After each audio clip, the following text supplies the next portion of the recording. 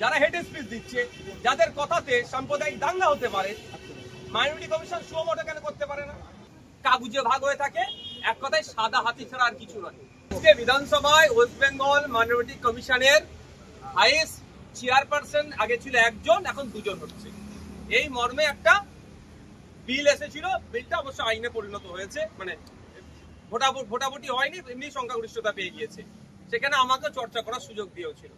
আমি প্রশ্ন করেছিলাম যে মাইনরিটি কমিশনটা কি, ফাংশন কি? সারা রাজ্যে মাইনরিটির উপর অত্যাচার চলছে, কখনো পুলিশ পিটাচ্ছে ধরে, কখনো কাস্টোডিয়াল ডেথ হচ্ছে, কখনো জেলের ভিতরে অত্যাচার করে মারা হচ্ছে, কখনো ধর্মীয় স্লোগান তুলে পিটিয়ে মারা হচ্ছে। সেই জায়গাতে মাইনরিটি কমিশনের অবস্থানটা কি? আপনারা জানেন গত বছরে যখন সন্দেশখালীতে বিজেপির একটা দল, এমএলএদের দল যাচ্ছিল, সেই সময় রাজ্য প্রশাসন তাদেরকে আটকেছিল। ওই রাজ্য প্রশাসনের মধ্যে আমাদের রাজ্যের একজন শিখ ধর্মাবলম্বী অফিসার ছিলেন।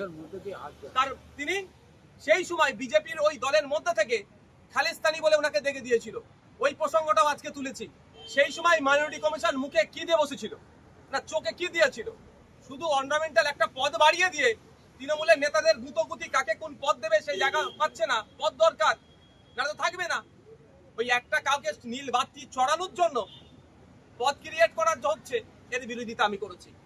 মাইনরিটি কমিশন শুধুমাত্র ওই ঈদের সময় আসলে একটা ঈদ নিয়ে করে, অন্যান্য ধর্মের মানুষের ধর্মীয় উৎসব যেটা আছে সেই সময় একটা করে বড় ব্যানারে দেখতে পাই, বাকি সারা বছর কাগুজে ভাগ হয়ে থাকে, এক কথায় সাদা হাতি ছাড়া আর কিছু নয়।